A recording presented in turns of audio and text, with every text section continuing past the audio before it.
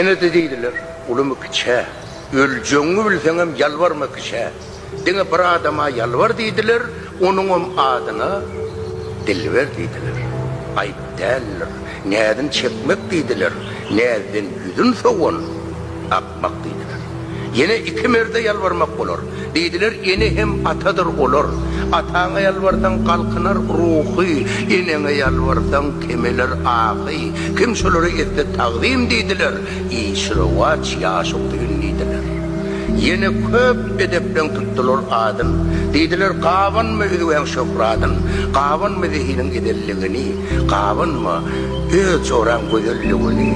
Kavan mı öz erin gerçekliğini? Kavan mı öz elin alçaklığını? Yine etlerinde de sözlerin kavan, dine oynaklaşsa gözlerin kavan.